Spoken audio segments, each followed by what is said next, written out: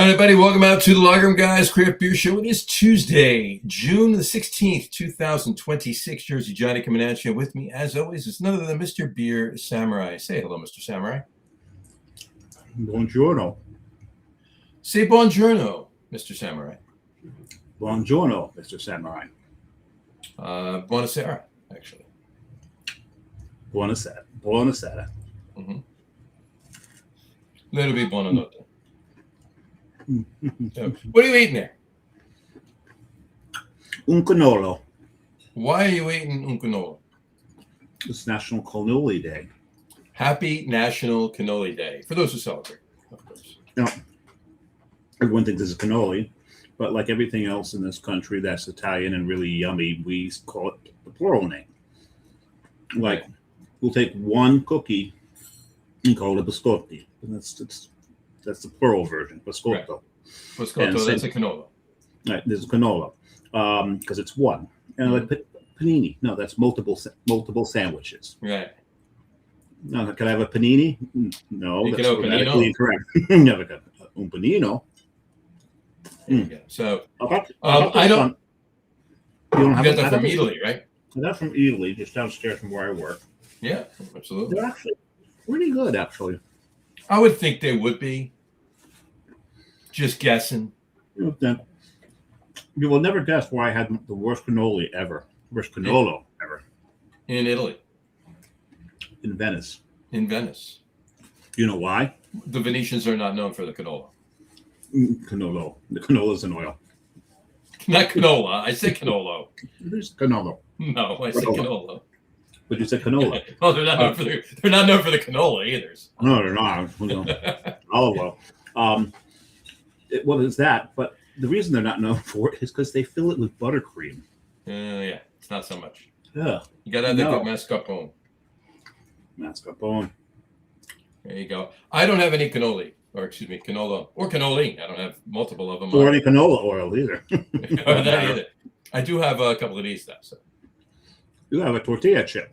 I do. Why do you have a tortilla chip? And you know why I have a tortilla chip? Because Chef went and bought them at the store. That is very true. That is very true as to why I'm able to eat these right now. It's not a bad canola. Oh. But I brought them up here to have on the show because it's National Tortilla Day. So happy National Tortilla Day as well. There is actually a separate tortilla chip day. And there you go. No. So this is still counts as it. Oh no, these are parts of a larger tortilla that was cooked off and it's just broken up. So that you use for like a tostada or something. Exactly. Okay, gotcha. But even if a tortilla chip counts, it started its life as a tortilla, got fried up and cut, or cut then fried actually, probably. Exactly. So it is also National Fudge Day. Fudge! I didn't get any fudge today. Yeah, I would like a piece of fudge right now. That would be good. Actually, one of the guys at work, he used to be a professional baker, and he brought in some brownies that were quite fudgy. So I think that counts. That works. That works. So between National Cannoli Day, National Tortilla Day, and National Fudge Day, of course, it's also Fresh Veggies Day. Of course, they have to have their say, don't they? You got to have something to balance out the sugar and calories and. Well, I guess it goes to my favorite saying: everything in moderation, including moderation. Including moderation. There you go. We have a comment from Mr. Douglas Smith. He said, "Johnny sporting the Knicks hat as a Celtics fan. I'll grudgingly say congratulations. I'm not mad the Spurs lost. Wemby is a dirty player." He's an asshole. Don't get me started on just how dirty of a prick that motherfucker is. Yeah. Okay. If you watch most of it, when he went up and came down with his foot angled at OG Anunoby's leg, had he connected with his knee, he'd have ended his career. Forget about knocking him out of the game. He'd have ended OG Anunoby's career.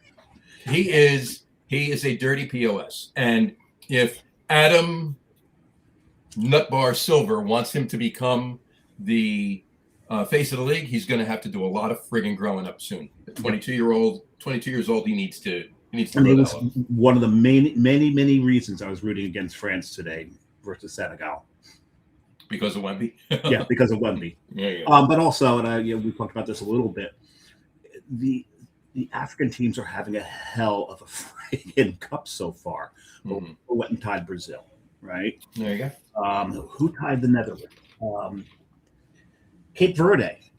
Narnia, I think, tied the Netherlands. Narnia. There was someone had posted up, to be part of the World Cup, you should be a country everyone's heard from. Like, sorry, you can't be in the World Cup because Matt's geographical skills suck. So that's pretty funny. But yeah, there was a Cape Verde that tied New Zealand. Here again, the Netherlands, right? I think, and then you had Cote d'Ivoire goes and beats Ecuador, and there was another one too. I thought there's one other in there that was pretty huge, but Senegal tying or beating France would have been massive. And actually, they've got another shot to do it today because tonight, one of the African teams, which country is it, is taking on Argentina. Algeria is taking on Argentina, the team of Lionel Messi, the face now of Home Depot. Yeah, go figure. You see, he kind of walks funny. I think it's because his torso is like 5 times longer than his legs. Yeah, stubby legs, and quite the opposite of Wemby. Yeah, quite the opposite. And he's a classy player, so also quite the opposite. So big fan of his. And Doug just said the Tartan Army has taken over Boston. Scotland fans are drinking Boston dry. Yeah, you know what? I don't doubt it. I don't doubt it. I've been watching the videos coming out of Boston, and first, the Scots get there, and the Bostonians are like, "Why are you all here?" Like the World Cup, and they're like, "Does Tom Brady play in that?" Yeah. It's like that's not football. But then, then the Scots started explaining to him with the patience only a Scotsman could have. Sure, of course. And the Bostonians have entirely embraced them having the videos coming out of there is just nothing but people in Boston and Scots having a blast. And I got to be honest with you, and Doug, you'll notice as well as anybody, the fact that they're drinking Boston Dry is no light feat. No, it isn't. Because there's a lot of liquid up in the Boston vicinity there. And it's funny because it just like every now and then there's just a video of like a random Scotsman in some random backyard with the people that own the place, just drinking with them, just plopping down and going like they were at that Fenway Park. Yeah, they took over Fenway Park. They played I Would Walk 1,000 Miles, and of course the pitcher's ready to pitch, so they cut the song. Someone didn't cut the Scots though. They go all friggin' in. Gotta love it. They're having a blast up there. You gotta. Excuse me. You gotta love to see it. It's really something else. So, if you wanna hear some Wemby rants and Spurs rants, and of course Nick's celebratory celebration, celebrating. How's that? Tune into the Get On With It Sports podcast tomorrow night. We'll be going over all of that. You'll see a couple rants from me, definitely a few from Harry. But tomorrow night, 7:30 Eastern, on all the same thing, the Facebook page and the YouTube and so forth. I gotta admit, I didn't watch much of this series. I'm not much of a professional basketball fan. I think by the time they get to that level, they turned a bunch of fucking divas. So I'm not don't particularly like the NBA for that much. But what I did see, I'm like, can someone just like, if you karate chop his thigh, you'll snap that freaking twig of a leg in half. Keep this shit up. Keep this shit up, and someone's going to target one of those fucking twigs. Well, all I have to say is, and I'll say this many times, this will be brought up many times tomorrow night on that podcast, but the Knicks beat in the finals. The Knicks beat 2 teams. The Knicks beat the Spurs and the refs. And the refs. Yep. So, but hey, they won it, and the fans acted atrociously. Yeah. Well, the city acted atrociously. The fans were actually fans. Some fans. Yeah. The majority of the fans acted wonderfully. A small section of the fans. Yes. We'll leave it at that. We shall Did leave not. it at that. Did not. So, but it's funny How because was that?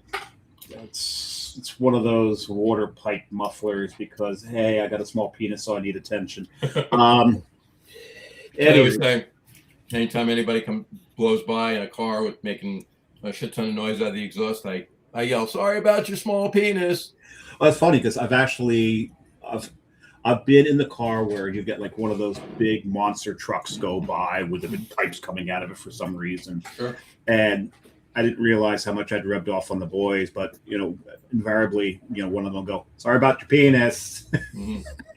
To one of those. Exactly. But it is what it is. It is what it is. That's what they say. So. Yep. All right. Well, if you haven't figured it out already, since we are almost 12 minutes into the show, it is just the two of us tonight. I've got my beer poured already because I had to pour some for Carrie before the show. And there you have it. So what are you drinking first there, Sammer? I had a nightmare. You had a nightmare last was it the last show? You had a nightmare or a couple of shows? 2 shows ago. 2 shows ago. I have got it's called small slicing. Mm-hmm. So small slicing is of course a reference to the death by 1,000 cuts. Yep. So that is the way they're doing it. This is, and it's really hard reading the label because the script they use is like Arabic script. And it's like metallic against metallic. It is an Asiatic-style sour ale brewed with rice sugar, soured on mandarin oranges, and lemongrass conditioned on yuzu zest. Yuzu zest. Yuzu zest. You would think if they'd be zesting yuzus, they'd be putting it in the beer. You would think. You would think. How is it?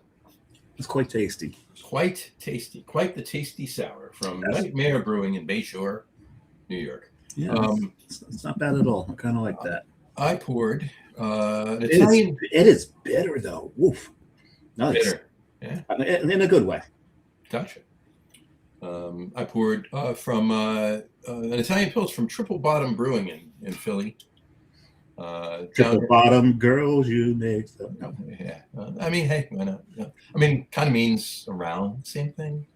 Maybe. Round, bottom. Never mind. Anyway, Triple Bottom Brewing in Philly. Downhill Pils. It's a 4.6% Italian Pilsner. Got this actually. We just ran the Broad Street 10 miler.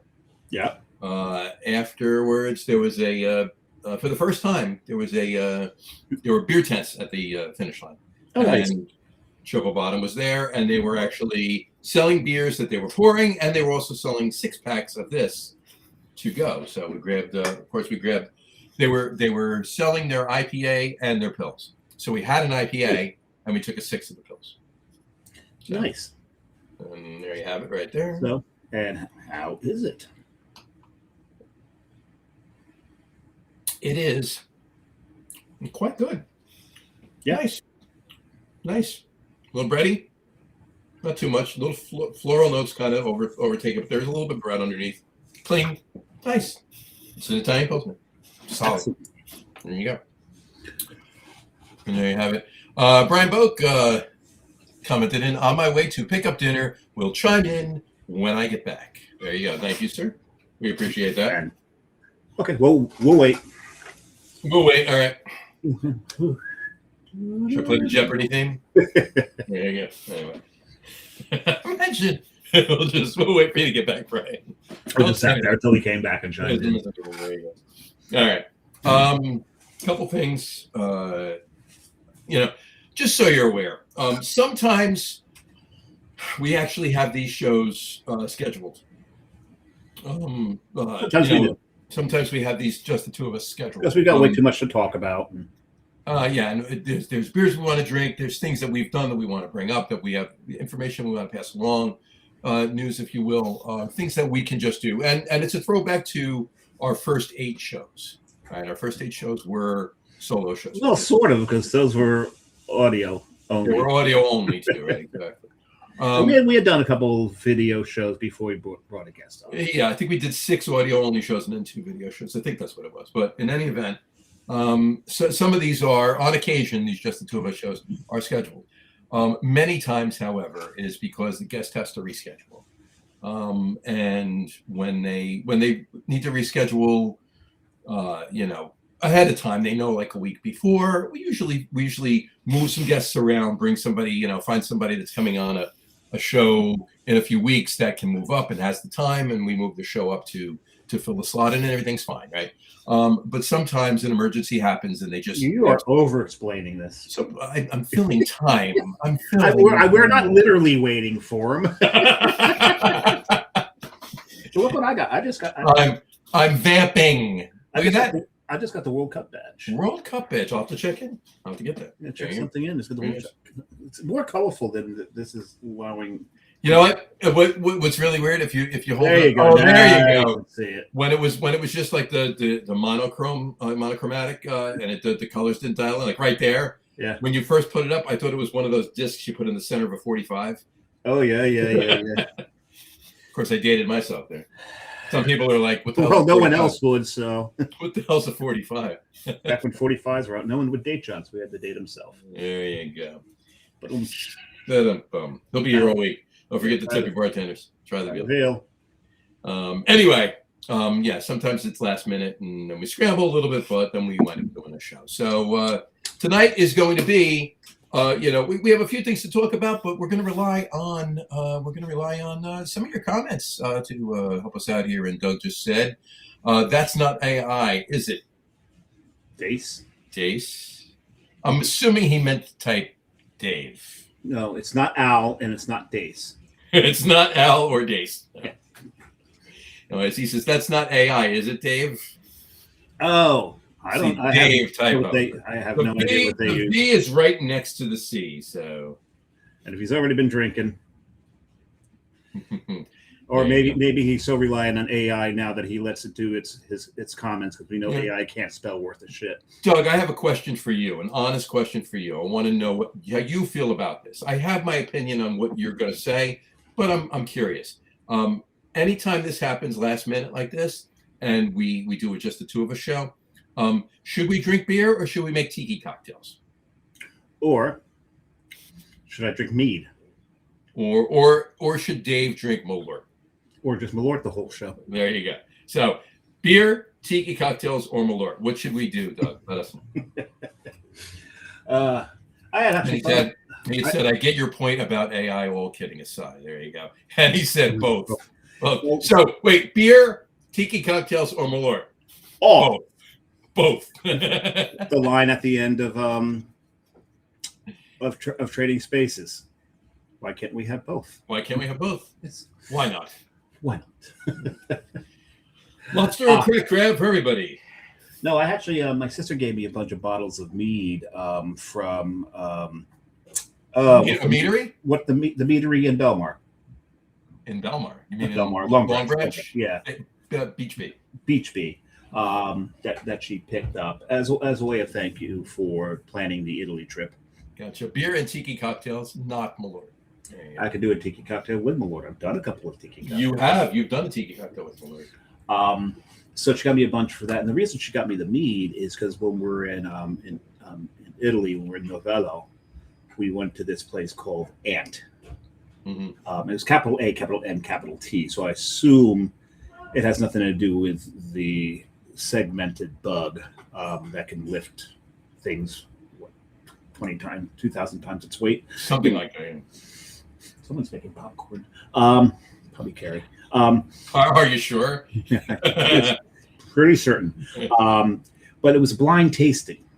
Okay. Right, where they put the food in front of you. It was very intricately displayed. And, we would guess what we were eating afterwards. And then they would tell you what you eat after you get hazardly guess. And we were pretty much always wrong. Fair enough.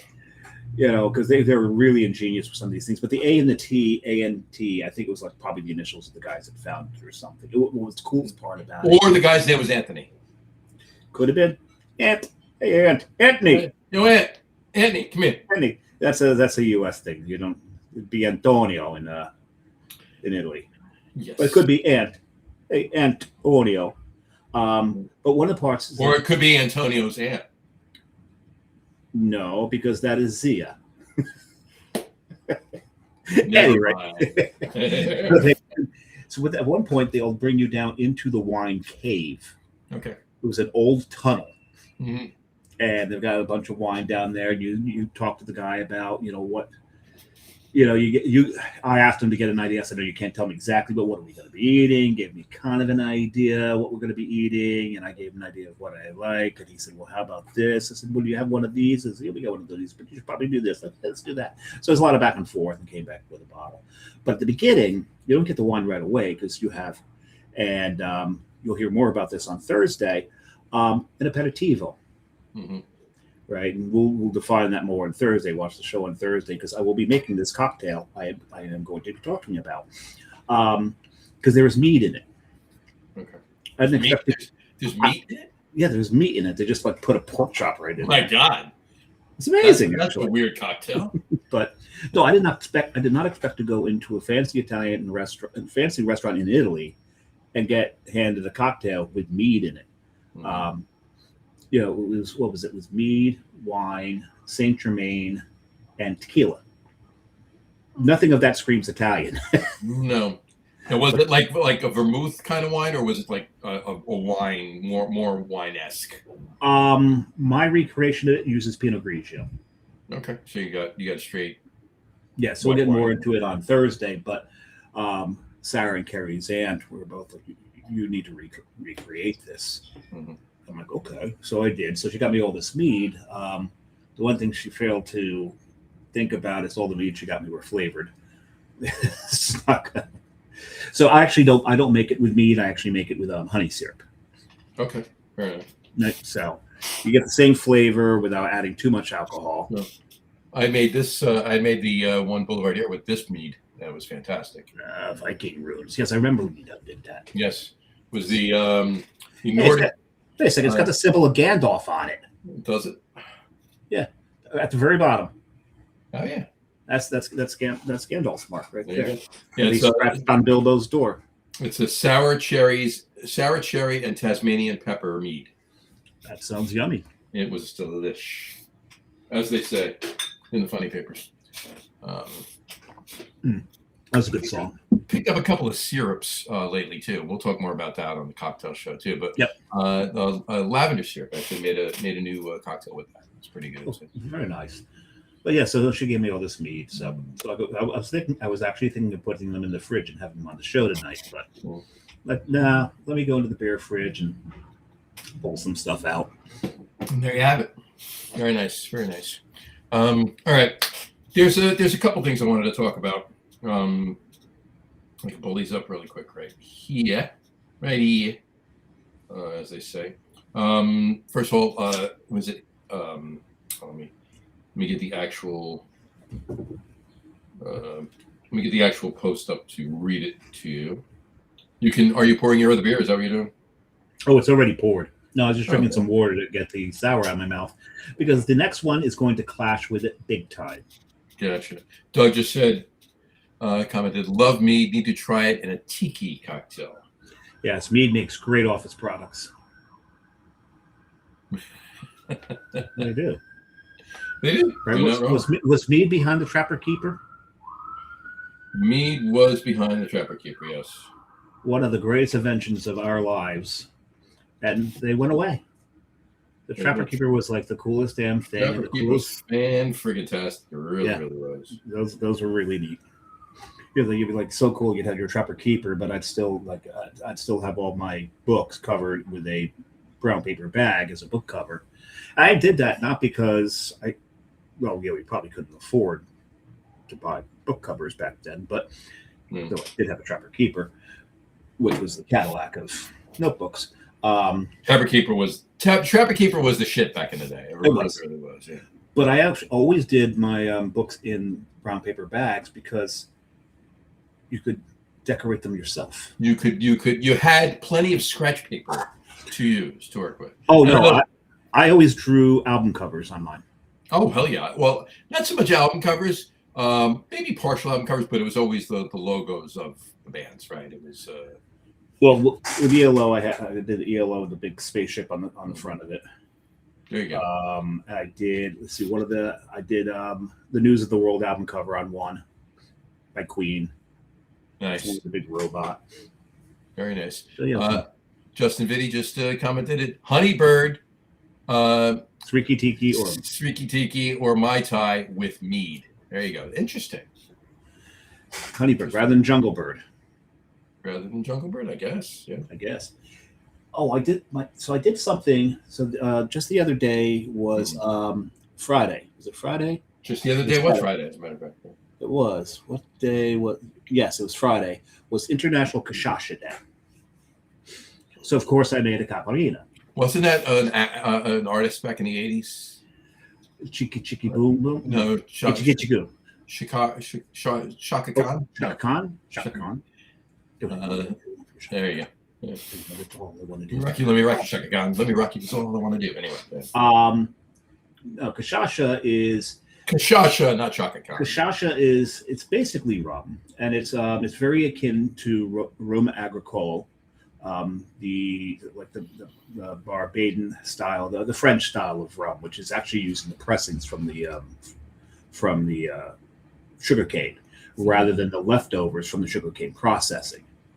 So other rums, the Spanish style and the British styles are done with what's left, the remnants of the refining process, whereas they actually take the squeezings from the sugar canes and make a spirit out of it, and that's rum agricole, and that's Kashasha. So I originally made a caparina. The caparina is just lime juice, simple syrup, and Kashasha. Mm-hmm. No, it's very akin to a mojito, but there's no mint in it. So I decided to make a Mai Tai with Kashasha because I have a little rum agricole in my, mine is like half Navy rum, half rum agricole. And I switched the rum agricole out with the Kashasha, and I think I actually preferred it. That really? Way. Oh, it was fantastic. It was. You made a Mai Tai with Kashasha. Oh, I done did. When you said that, I thought Kashasha was somebody you made a Mai Tai with. Yeah. Yeah. Like I made a Mai Tai with Joey. I made a Mai Tai with Kashasha. Kashasha. Yeah. No, it was yummy. Yummy. But speaking of yummy, this is my next beer. Yeah. What is the next beer? Show us. It is cartons from 2022. 2022. It's a 4-year-old beer. It is a 4-year-old Belgian. Hey, do 4-year-old beers taste good? Yes, they can. This is bottle conditioned. 4-year-old 15% bottle conditioned Belgian quads taste good. 4-year-old New England IPAs at 6% do not. Not so much. This is aged on brandy barrels. So, oh, whoa! I can smell it from here. I'm not even kidding you. It's the power of suggestion, I know, but I can smell it from here. It's like chocolate, milk chocolate dipped prunes is what this smells like. Milk chocolate dipped prunes. That's interesting. Oh, that's fucking fantastic. How fantastic. Oh my God. Fucking fantastic. That's wow, that's good. All right. That's really raw good. All right, Ed. I like that a lot. Interesting. So you've got yourself a bottle. I've got myself a bottle. What are you going to do with it? I'm going to pour it in the glass right next to me. And what is in this bottle? I will show you as soon as I pour it. Okay. This is a the anticipation is delicious. Anticipation. It's making me wait. It's making me wait. Just like a swill from the shores of Lake. Let's see. So Justin Vitti has given us the recipe for Honeybird, Sriki Tiki, or Mai Tai. I guess that's all one drink. Oh, it is one drink? I guess. I guess he hasn't figured out what to call it yet. But I like Honeybird. All right, well, I'll pour it on 1 second. The beer I'm drinking is from Texas, from Spetzel Brewing. It's a Shiner Raspberry Lemonade Shandy. Very summery. Very summery. I figured, I usually have at least one summer beer, whether it's a Shandy or a Blonde Ale or a year. What have you? A year on the show. I meant on the show. Oh, on the show. So I figured tonight would be a good night for it. So there you go. Cheers. Hold on. You know what I'm getting? Take a guess if you guess what I'm getting. Lemon and raspberry. Yep, I'm getting lemon and raspberry, both, as a matter of fact. Look how close our beers are in SRM. They are very, very close. Look at that. Look at that. Two opposite ends of the spectrum, gents and ladies and gents. Well, this is a sipper. I'll be sipping on this for the rest of the show because it's also 50% alcohol. Exactly. This is a raspberry lemonade shandy. This is what this is. It's a radler. I was thinking about going Schafferhofer. I thought it was Schaffenhofer. What's Schafferhofer? Schafferhofer. That beer is 2.5%. I guess the umlaut over the E makes the O not long. Yeah, it's not Schafferhofer. It's Schafferhofer. It's funny. When we went to Italy, I was teaching my sister Naschetta, and it's pronounced and Naschetta. It's Etta rather than Eta. The E is not long here because it's got an umlaut over the front of it. And she's like making fun of me, oh, umlaut, those two dots are called umlaut. We all know it's a umlaut. So we're sitting there in the winery that was responsible for bringing Naschetta back. Mm-hmm. And so he says, it's Naschetta, not Naschetta, because the umlaut that's over the E. And I'm looking at my sister, she's like, shut up. Mm-hmm. He's telling her exactly the same. Exactly the same thing. There's a reason. We do some of this shit. Mm-hmm. Anyway. Justin had posted 3 to 4 ounces of mead, 1 ounce of aperitif, 1 ounce of pineapple juice, a half an ounce of lime juice, a splash or dash, either or, of grenadine. What aperitif are we speaking, though? There's many aperitifs. I guess any aperitif. I would maybe St. Elizabeth Dram. St. Elizabeth Dram? That would actually work pretty damn nicely in that. I'd go there. Yeah, you could do that. I would not go Campari. That would make it too fucking sweet. Too sweet. And that would clash with the pineapple anyway. And it would just bitter up the sweetness of the gloriousness of the pineapple. So no, that wouldn't work. Yeah. Dry curacao would work in that. Dry curacao would work. You could do that. Justin also commented. He said, I guess I need to open a beer. Match day premium Pilsner while listening to the World Cup, the Lagerroom guys, and the Phillies. He's multitasking. He's triple tasking.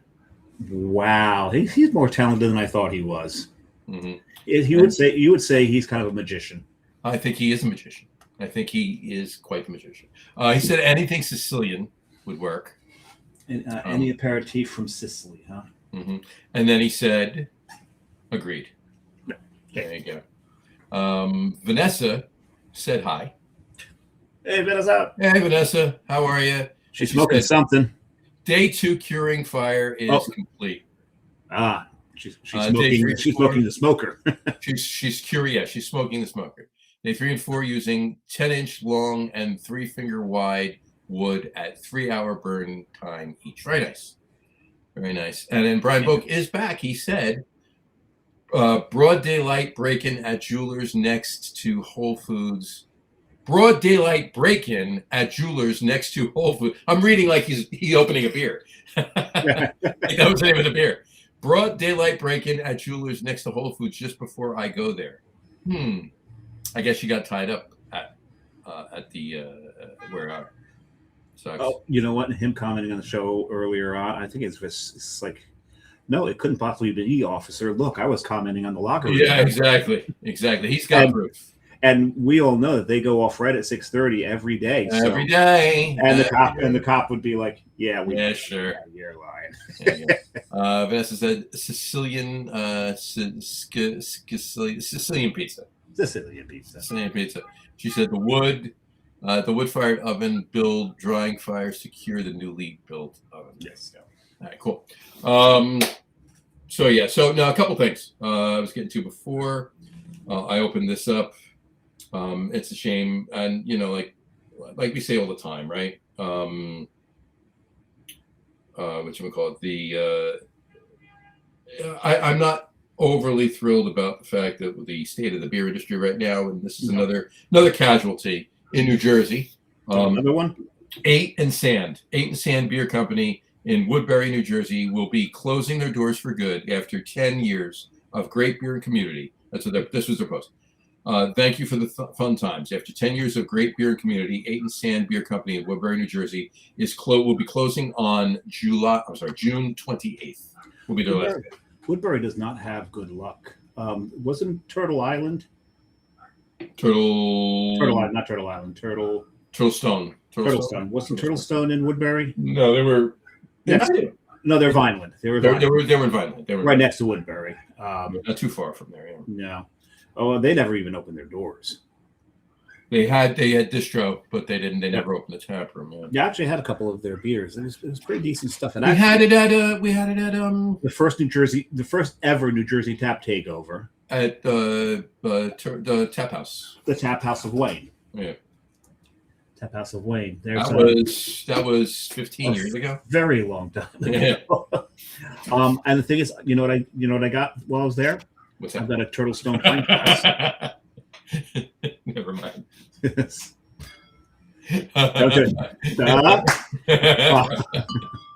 No, it doesn't have it. No, I got a Turtle Stone pint glass, and that's of course in a box in storage. In storage, of course. Yeah, not pulling that thing out. That's a collector's item. It's worth nothing because no one knew who the hell. Only New Jersey people knew what it was. Yeah. Yeah.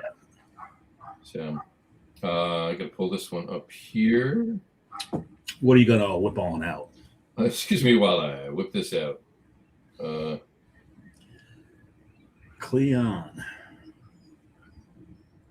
All right, so I wanted to bring this up because I saw this. There's these guys that do. They do a lot. They're younger guys. I think they're in their late 20s, early 30s. They're in New Jersey. I guess they're up in North Jersey. They're closer to you. I think Jersey City maybe. And they do. They call it the Makeshift Project. I'm giving them props. I'm not just stealing their thunder. Right. I'm giving them credit for it. They do what they do. They do a podcast, but they do a ton of these like these reels, which are basically these top 5 lists, top 10 lists, top whatever. Okay. Once you start watching a few of them, they always come across your feed. It's all the algorithms, right? Yeah, of course. So they did one the other day called the top 10 most valuable beer brands in the world. And let's see if you can get a few of them. Just give me the top 10. To your best of your knowledge, what do you think would be some of the ones in the top 10? Well, if the liquor store downstairs is any indication, Modelo. Modelo is number 4. Yeah. My God, and I think this city alone put them there.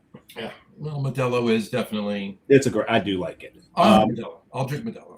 I'd have to. Stella's got to be on there. Stella is not on the list. Stella is not on there. Nope. Is Heineken on there? Heineken is number 2. Number two. Budweiser, unfortunately, has to be on there. Budweiser is between Heineken and Modelo at number 3. At number 3. Keep in mind these are brands. So companies, brands. Actual brands. Mm-hmm. I'm not surprised. Well, Stella has fallen off through the years. It's not as big as it used to be. Meaning, like one beer company can have multiple brands on this list. No, that's what I'm saying. Because otherwise, I would have said because the number 1 probably would have been AB InBev. Right. So far, you got Heineken at number 2, Budweiser at number 3, and Modelo at number 4. Based on distro and sales, I'd have to say Sam Adams has got to be up there. Nope. No, Sierra Nevada. Nope. Really? Okay, so we're talking more global. Mm-hmm. It's in the world. Top 10 most valuable beer brands in the world. On the entire face of the globe. I'm drinking a 15% beer. How am I supposed to guess? Oh, I know. Yale Terrace. Number 1, as a matter of fact. amongst dart players. There you go. No. Okay. Corona. Corona is number 1. Yeah, that's. So far you got 1, 2, 3, and 4. You got Corona. It's Corona Extra, right? Regular Corona. So you were right with Corona. Right. Corona Extra is number 1. Heineken is number 2. Budweiser is number 3. Modelo is number 4. There's got to be one. I'll give you one. One of the German brands has. I'll give you one hint. There's got to be a German brand on there. Right? I'll give you one hint. and it's there's multiple hints in the one hint I'm going to give you, but it's one sentence of a hint. All right. 2 of the other 6 are also U.S. brands. The other 4 are not U.S. brands, and there are no German brands on this. There's no because well, that's attrition amongst themselves. That's cannibalism. Pretty much. Pretty much, right? Okay. Mm-hmm. What was that dog say? Please. He was right. He's right. What did he say? No. He said Sapporo. He said Sapporo. No, I'm kidding.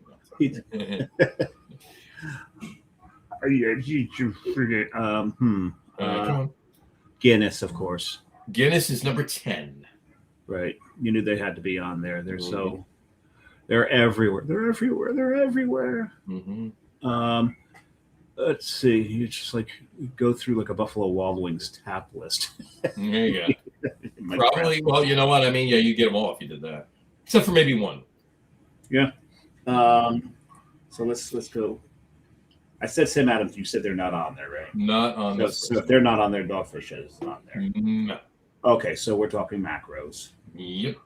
There are no craft beers on this. Of course there wouldn't be. Is Miller still that big to be on there? I don't think so. There are no Miller brands on this list. Which means Blue Moon is not on there. Nope. You said American brands. There's 2 more. So it's Bud Light, because Bud Light could be separate from Bud Light is number 5. I wasn't thinking that they were separate from each other. Bud Light is number 5. Coors Light. Nope. Okay. What? Corona Light. Nope. Nope. They didn't put them on. Now I'm going to the fucking light beers. Ultra. Michelob. There you go. Michelob. Yes. Michelob is number 8. And then you've got 4 international. You're missing 6, 7, and 9. 3 international brands. Molson. No. So we're talking now Europe, because I think we exhausted the Western Hemisphere. Yes, we've exhausted the Western Hemisphere. The other 3 brands are 6, 7, and 10 are decidedly in the Eastern Hemisphere. You might say the far Eastern Hemisphere. But Sapporo's not one of them. Sapporo's not one of them. I wouldn't think Foster's would be. That's not a huge brand. You do have what's the Filipino one? Nope. I know Tsingtao's huge. Qingdao, yes. Yeah, Qingdao. Qingdao is number 9. Number 9. And then we got 6 and 7. Staying in that area. Singha? No, Singha is from Thailand. It's supposed to be on there. Singha is from Thailand. It's not there. It's too small. I know that there's a South Koreans drink a lot of beer, but I don't think Cass is big enough to be on that list. No.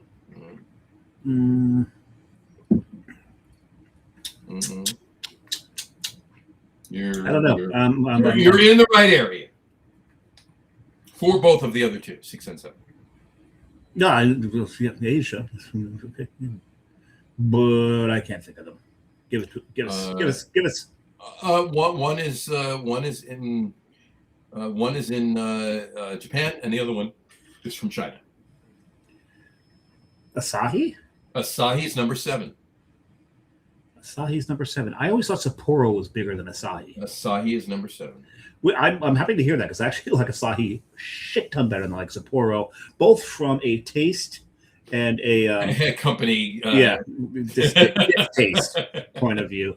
A taste and a distaste point of view. Yes. I can't think of the other China beer. Jingdao is the only one I can think of from China. Mm-hmm. It's not Lion. Is it Lion? No, Lion is from Sri Lanka. Yeah, that's right. That's Sri Lanka. It's something that falls in the winter. Snow? Mm-hmm. Snow beer from Beijing. Never heard of it. Actually, it's number 6. So Guinness, number 10 is Guinness, 9 Qingdao, 8 Michelob, 7 Asahi, 6 Snow, 5 Bud Light, 4 Modelo, 3 Budweiser, 2 Heineken, 1 Corona. Those are your top 10 most valuable beer brands in the world.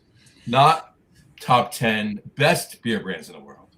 Oh, hell no. The top 10 most valuable beer brands in the world. Exactly. Is that round one? Yep. pouring some more of that up? Yeah, I'm just... There we go.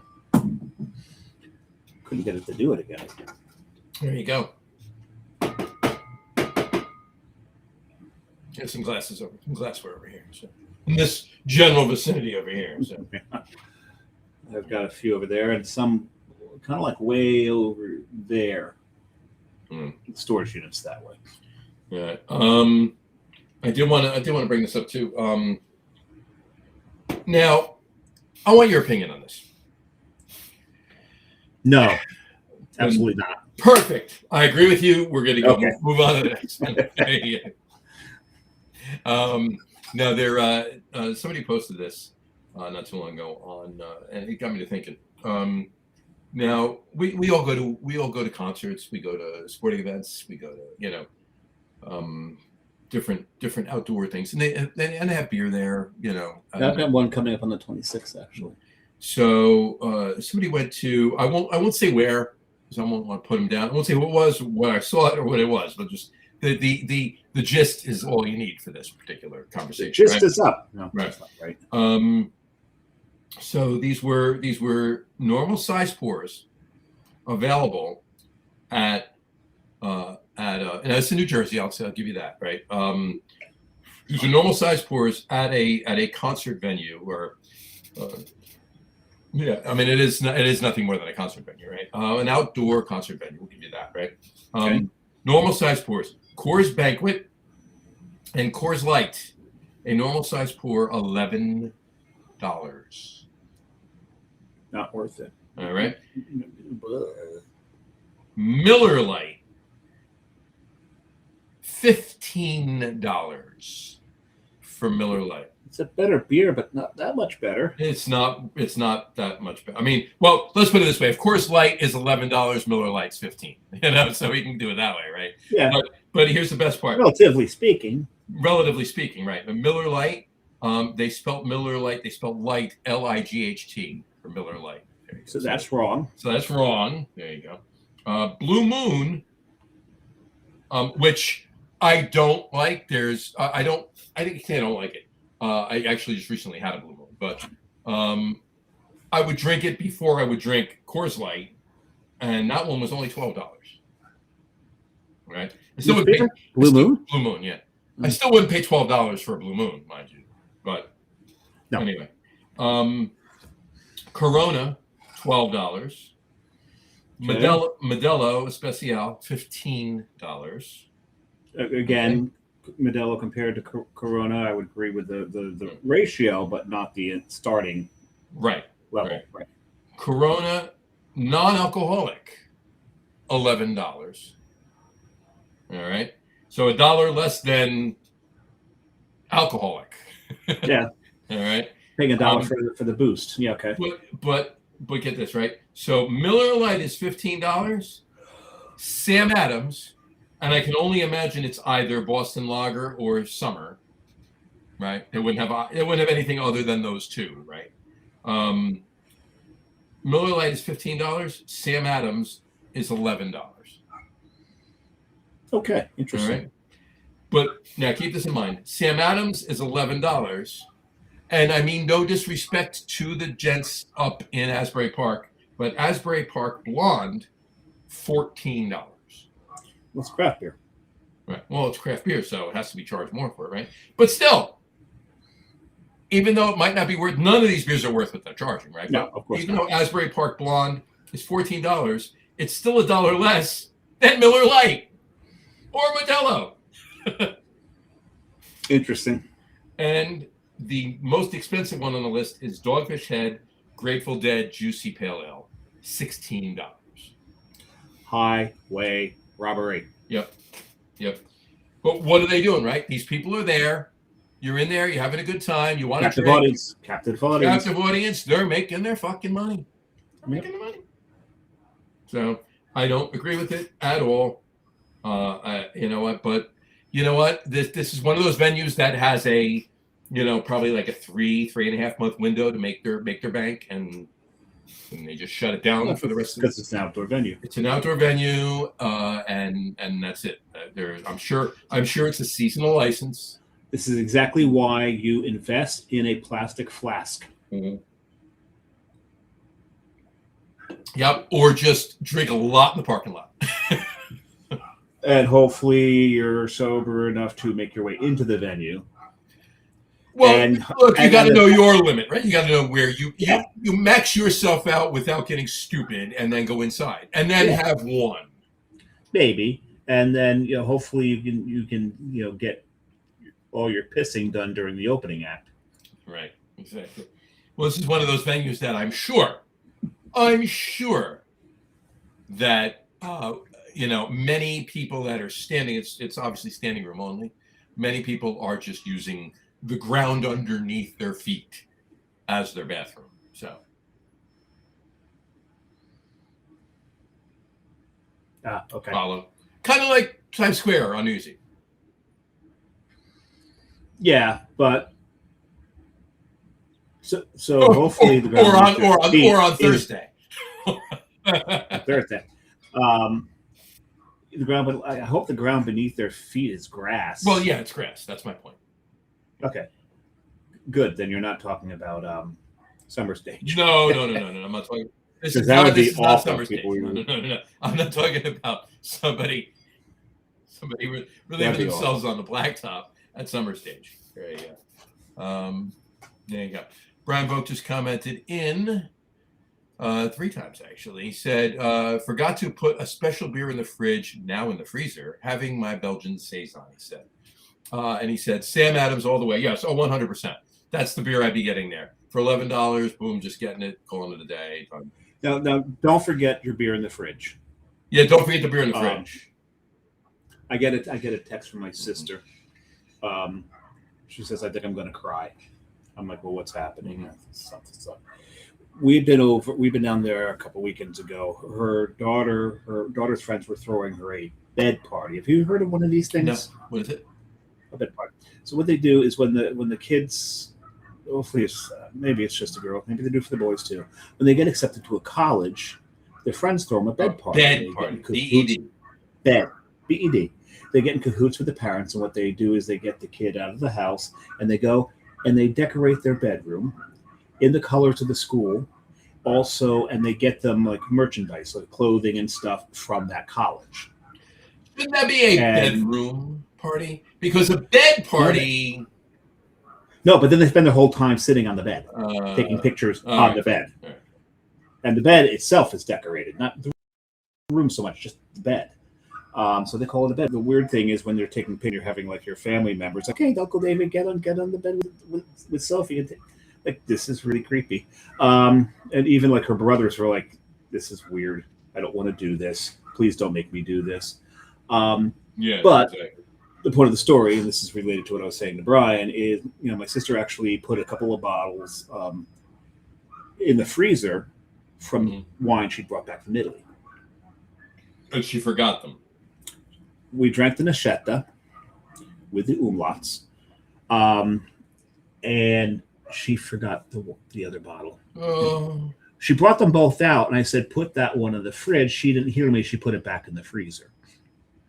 And left it there. Did the cork fly out of it and it just oozed out? Or Yep.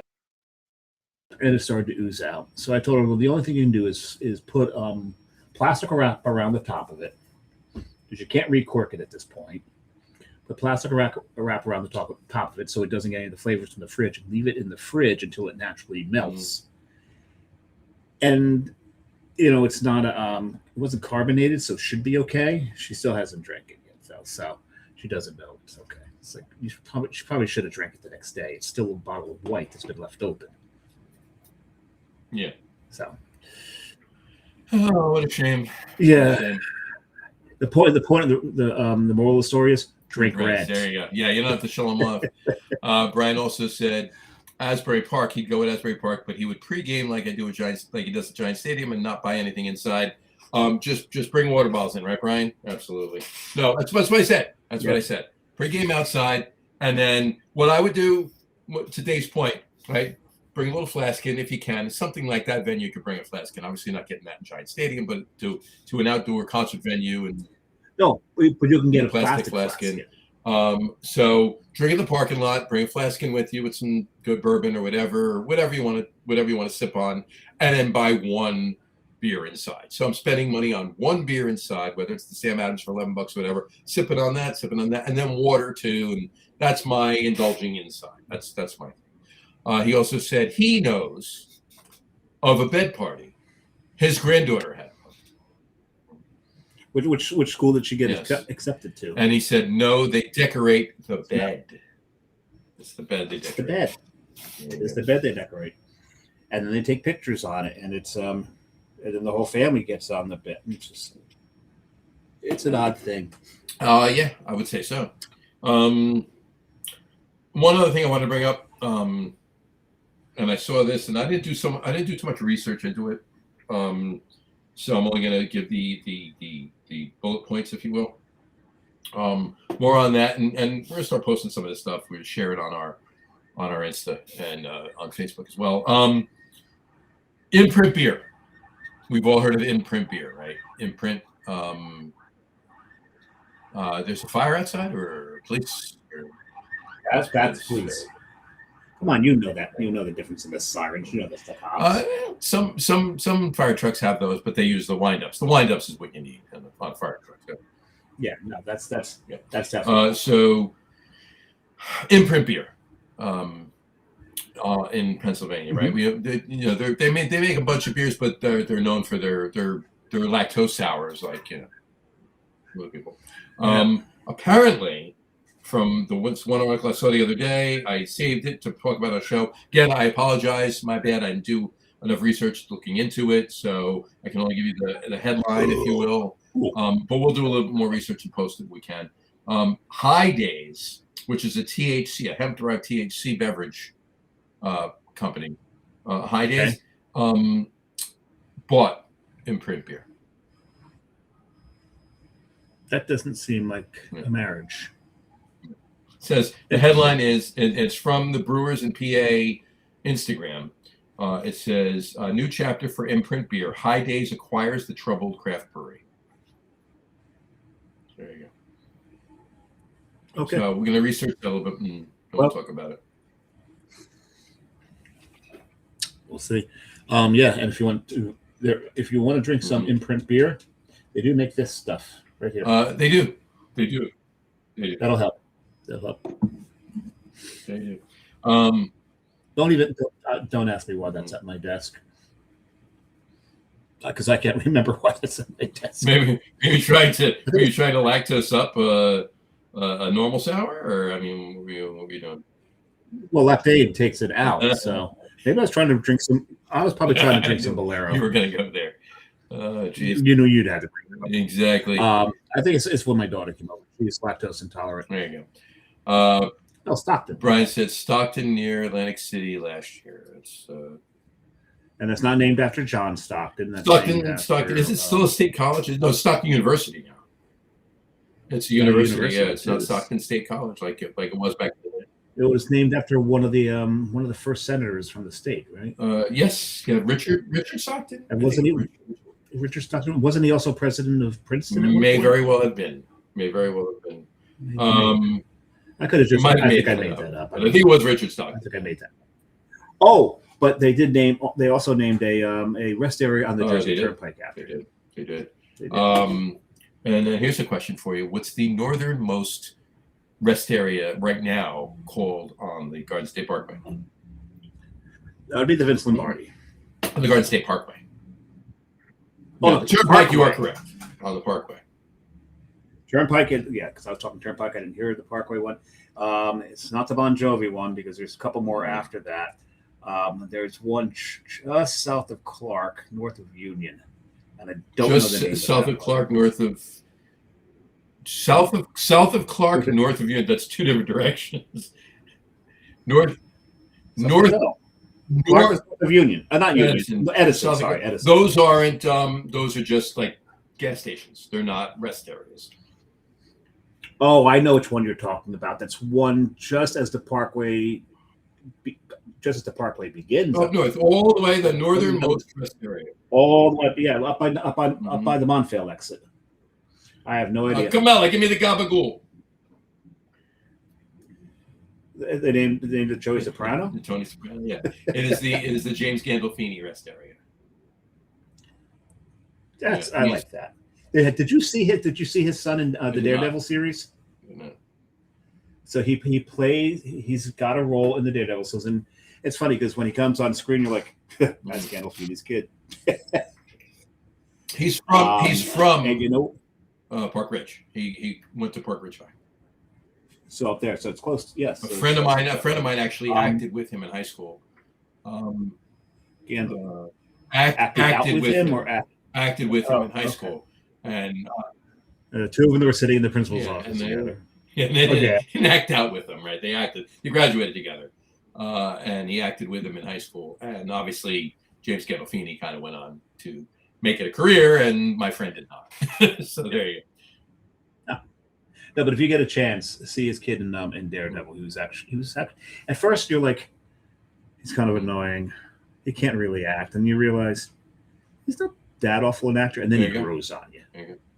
Like mold. Like mold. What is the southernmost rest area on the Garden State Parkway? It's not the Judy Blume because that's on the term. Judy Blume's right here. Yes, the Judy Blume is right there, right? See, I don't know the ones. The only one I know on the Garden State Parkway is the John Bon Jovi, because it used to be the Cheesequake, and I went them, and it's like, why did they name it the Springsteen? Because it's supposed to be. They were going to. He turned it. I know. That's right. I forgot about that. He turned it down. The southernmost. No. Yippee-ki-yay, motherfucker! Did they? Bruce Willis Jersey? is from New Jersey, yes. So it's the Bruce. Because the longest time they didn't name them after people; they were named after the area they were. Right. Yeah. So that's Justin, why it's the Justin Vitti said, "Killing me, Smalls." Right? They're killing me, Smalls. No, it was not. It was not named after the actor in Sandlot that said, "You're killing me, Smalls." Though that actor does kind of look a little like James Gandolfini's kid. I'm just saying. Yeah, some of the other ones I don't know them all. I know I've seen them all. I can't think. I know a lot of the ones that are on the Turnpike, because you got the Joyce Kilmers on the Turnpike. Walt Whitman's on the Turnpike. Grover Cleveland's on the Turnpike. There's a number of them on the Turnpike, but they haven't named one after Whitney Houston yet, have they? The one in Union, the one in Union on the Turnpike. That's Whitney Houston. That's right. The one that's in there's two in Bloomfield on the Parkway. There's one on either side. The one on the southbound side is the Connie Chung, and the one on the northbound side is the Larry Dilton. And you also have the Joyce Kilmer on the Turnpike. You got Judy Blume right here. There's a couple more south. Like there's no Danny DeVito there's no. Or Jack Nicholson. Think, yeah, I mean, it could be, but I mean, there's a lot of people from New Jersey. So, is there? Let's hear. You know what? Let's find out. Let's find out. There's no Augie. There is not, despite several people's lobbying to. You got Justin Vitti said, "Bring back Cheesequake." Rest stop. I agree. It was. And that's, I mean, I still don't know why Cheesecake Factory doesn't have a cheesequake. It'd be like a lava cake version of a cheesecake, and you'd call it a cheesequake. So, Cheesecake Factory, call me. We can discuss this. We'll work on it. I know bakers that can help you with this. I'm sure you guys know bakers too. Oh yeah. But the one in Forked River is Celia Cruz. The one in Galloway is Frank Sinatra. They should have. That's right. That's right. They should have like a really. That should be further north, don't you think? Oh, it's close to AC. Yeah. That okay? I get it. They should have like a really kind of one of the ones that's just a gas station because it's a small one. That should be the Peter Dinklage. They're going to say Danny DeVito, but no. I was going smaller. Danny DeVito's a giant compared to. Yeah. We were Carrie and I were walking through Brooklyn Heights. Brooklyn Heights. And this little person and their dog just walks by. And I look at him. Mm-hmm. He pays no attention to me. And Carrie turns around real quick. I'm like, yep, that was Peter Dinklage. There you go. I'm going to open up my third beer. And it's New York City. You don't bother the celebrities in New York City. You don't do that. You definitely don't do that. Unwritten rule. Leave them alone. I wonder what brewery that's from. That might be a Bissell Brothers. You can't see it. You can't see it. Okay, so by power of deduction, it's a Bissell Brothers. There you go. Just pouring it out here. And what do we got there? There we go. I'll take my obligatory picture, and then I'll show you. We got to wait for him to take a picture before he tells us what the fuck he's drinking. There you go. What are you drinking, John? I am drinking. Smells fantastic. I'll put it up right here. I am drinking. Come on. There you go. The original 2012 recipe, the substance. So it's not the regular silver and blue can and black can. It's the original 2012 recipe, the substance. So this is you're going retro. Yeah, I think I spilled something. I think I did. Oh, I opened my third beer, John. Yeah, here. Oh, check what's gone. Save us your second. I got enough of this. I may go for a fourth. There you go. Where did it spill? No, I thought I spilled it, but I guess it just went on my hand. No, whatever. There we go. Okay. Exactly. There you go. Cheers. There you go. That's pretty. Well, cheers, motherfucker. Ooh. Yeah, it reminds me of juicy and dank at the same time. It's very nice. Yep. Remember in a History of the World? Oh, and this is Oedipus. Hey, what's up, motherfucker? Yeah.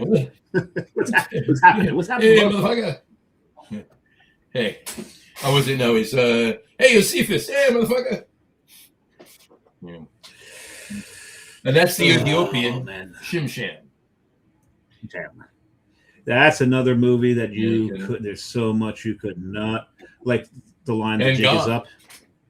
You can't get away with that on TV. And then he said, "No, you can't do that." When he's dancing, he says, "Where are you from?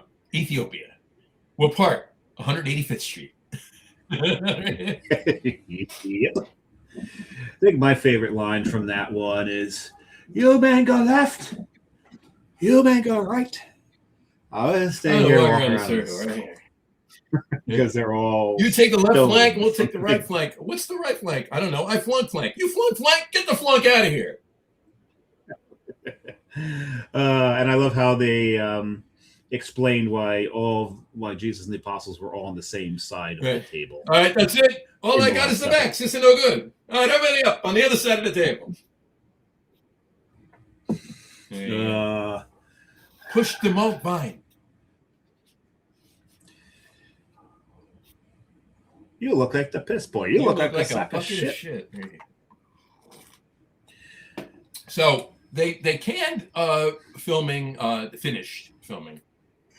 Don't get saucy with me, Bernays. Keep searching, you'll find it. Hump or death? Hump dick? Yeah. All right, Hump. That was a great movie. Look, Blazing Saddles is damn close to number one, but I'm sorry. For me, History of the World Part One's my number one Mel Brooks film. My number one's Young Frankenstein's. I mean, honestly, they can. It's one. It's one A, one B, one C, one D, one E. For me, it's Young Frankenstein, History of the World, Blazing Saddles. Yeah, I could do. I would just reverse the others. I would do History of the World, Blazing Saddles, Young Frankenstein. But wonderful knockers. Thank you. Yeah. Werewolf? No, they're wolf. What? They're castle. you know the thing behind the Blucher joke, right? Where they go Frau Blucher and the horses would all neigh. That's glue. German for Blucher is glue. Yeah. Blucher. Yes. Why wouldn't I know that? Because you're not fluent in German.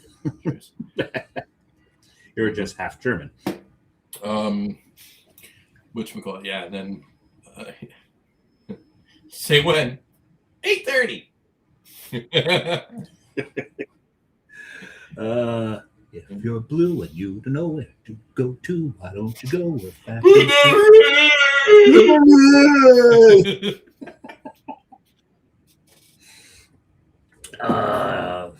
Gene Wilder. And that was the father from it was Peter Boyle. It was the father from that was Peter. Everybody Loves Raymond. Everyone Loves Raymond. Yep. So he was in that. That's one movie that. That's one movie that nobody. I'm even talking about that, or even the Mel Brooks movie. That's one movie that nobody ever references, and I thought it was a fantastic movie. I thought it was really. It wasn't like an A-list movie, right? I just think it's definitely one of those classic funny movies that I slot in whenever it's on, or I can. You're talking about no, I forget the name of the damn movie. I'll tell you, and we'll figure it out. Whatchamacallit? Michael Keaton. And yes, Johnny Dangerously. Michael Keaton. Because he was because that was Michael Keaton and Peter. Yeah, no, Peter but Boyle. I'm talking about another movie. Michael. Oh, with Michael Keaton. Yep, Michael and Peter Keaton, Boyle. Lorraine Bracco, Christopher Lloyd, Peter Boyle. There was a few people in it, and so they were all in like this crazy house, basically, right? Not an insane asylum by any means, but it was like psychedelic psych ward. And Michael Keaton was put there because of some court thing or whatever. He wasn't whatever, but the other guys were legitimately had issues, right? And Lorraine Bracco was his girlfriend, and he was in there, and it was what the hell? I gotta find it out. Watch it. You had to have seen it. Hold on one second. Michael Keaton, Peter Boyle. Like I said, the only one that I know. I'll just scroll back so I don't know it. It's like in the mid '80s, late '80s, actually, probably. The Dream Team. 1989, yeah, the Dream Team. So it was Michael Keaton, Christopher Lloyd, Peter Boyle, Stephen Furst was in it. Flounder. Yeah. Flounder was in it. Philip Bosco. Yeah. It was a good movie. I may have seen this because I'm looking at Peter Boyle's picture in it, and I may have seen this. But man, Johnny Dangerous was great movie. My mother hung me on a hook once. Yeah. Once. Well, that's Al's boy. And there's a joke in there that you can't tell anymore when he's talking about it. It's an 88 caliber. It shoots. You can't. No, I can't. You can't. You can't. You can't tell that joke anymore. Yeah. So that's yeah. You got those. That's Al's coworker. Yes, at the radio station. Yeah. But yeah, another great movie. I wonder how often he says that, if he even does. Like, hey, once. Yeah. Hey, Al, you brought me the wrong. No, You gave me the wrong script once. My mom My brought me the mom wrong gave me script once. once. Hey, producer, you got the wrong mic. My mom turned on the wrong mic once. Yeah. Once. Gotta love it. Gotta love it. It's Fargan War. Fargan ice holes. These cork suckers. Oh. That's great. Yeah, I love that movie. Johnny Daniels was great. No, that was Yep. That was Mary Lou Henner. Mary Lou Henner from Taxi. She's the one who had those. Yeah. She's and that was a great show. Taxi was fantastic. Oh. We're back to And Danny DeVito. It's a server. We're back. There we go. All right. And we're back. Beer. Oh, beer. There you go. So how's that? You said It's juicy and dank at the same time. It's very juicy good. It's very good. I'm happy about this. Marvin.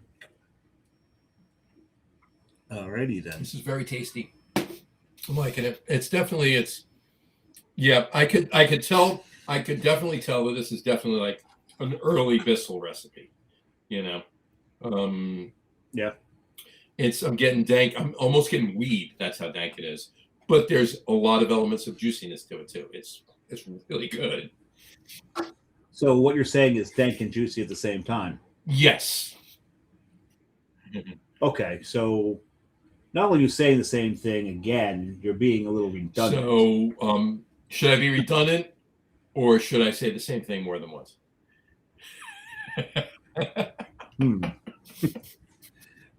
All night. It was like end show. Indubitably, Tosh. There you go. So anyway, got a lot of good shows coming up for you guys. We got next week. Apparently, there's like a Google Doc out there that tells me all this shit. So, we're gonna have next week. We had Tim and Cindy. Too. We've got this Google Doc that John and I use to communicate when shows are coming up, and every now and then I update it, and John doesn't look at it. Every now and then I don't look at it. So it's doing a great job. And it's nothing against Google Docs. It's doing what it's supposed to do. We're just not. So on that note, though, assuming now we're gonna have a week off in August like we normally do. Wow, why did your face just all of a sudden look like it's being radiated? Because I opened a window that's all white. It's the Google Doc. It's the Google Doc. The Google Doc is irradiating John's face. So we have a week off in August like we normally do. You want to take a break and go get some sunscreen? I was hoping I got a foil thing up. I'll sun myself. There you go. But if that's the case, assuming we don't have any other weeks off, on November 10th, which ironic. What are you doing? There you go. Making noise. On November 10th, which ironically is 2 days after the November 6th anniversary of the first show we did with a guest. Oh no, wait. No, I take that back. It's 2 days before the first show, the first video show we did. Which we did, remember we said we did 2 shows. Show 8 and show 9 were video shows without guests. So and you remember who our first guest was, right? Who was our first guest? Albert Einstein was our first guest, yeah. It was this guy. It was. No? It was. But anyway, so on November 10th will be a very monumental day on this for this show. It'll be a Tuesday. Yes. It'll be our 300th episode. 300th episode. So, that's epic. And that is and episodically epic. Epically episodic? Episodically epic. I'll get the other way better. And that's not even including live shows that we've done. Anytime we've gone live. We do these show live. No, Every together. show we Together do. when we've gone Oh, you special mean the special shows. shows. Thank you. Special shows. You mean the One-off, one-offs, on location. yeah, How about that? the non-Tuesday night we're sitting our asses in our chairs Right. shows. These Tuesday night shows. That will be the 300th episode. Right. And it's a couple months after our sixth anniversary. That's very interesting. We'll be in our seventh year Stupid. at that point. We'll be 2 months into our 7th year at that point. And you know what? And the petitions still pile up. It's off the air. Get us We off ignore the them. air. We ignore them. We throw them right in the trash bin. We like to ignore. Yep. Circular file those things. But keep writing. Right in. We love them. Right in. We enjoy reading. We enjoy the reading material. The curse words are inventive. Very inventive. I've used some of them in daily my daily nomenclature. Yeah, and you got a cease and desist on using one of them once because someone caught you doing it. But yeah, I still use it on the slide. I don't use it online anymore. Yeah, you learned your lesson. Good for you. Well, I try to grow. I try to be that kind of a guy. But try to grow spiritually rather than horizontally. It's kind of hard not to. I would be much if it wasn't for beer. I'd be much closer to the camera. This is true. Words of wisdom. Words of wisdom. So, but we have a lot of good shows coming up. We literally, other than that one vacation week that we take in August every year, we're pretty much, with the exception of some confirmations on some shows, we're booked into October, November at this point. Well, that's what you keep telling me. So in November, let's see, we've got November come to, but we will have a day off in November as I will be traveling. But one of the shows may be done. I may be in Puerto Rico. Cool. Very nice. Where in Puerto Rico are you going? San Juan? We'll see. Well, you're going to San Juan regardless. You fly into San Juan. It's just that's just by default. I've been to Puerto Rico twice. I very much enjoyed it. I hear it's a beautiful, beautiful territory. Protectorate? State? Protectorate. It's not a state. It's not a state. It is a state of mind. I'm in a Puerto Rico. I can't wait to hear the state of mind. Yes. It's not how that goes, but I like that. I can't wait to hear the coquille, the little frogs. Yep. Coquille. They have created populations of coquille outside of Puerto Rico. Yep. Outside of Puerto Rico, they don't sing. Mm-mm. No matter where they've transplanted the coquilles to, they will not sing any place other than Puerto Rico. Other than Puerto Rico, yeah. Just be careful. Don't leave your sliding doors and wherever you're staying open to hear them singing, because you'll hear them singing, but the palmetto bugs will enter your domicile.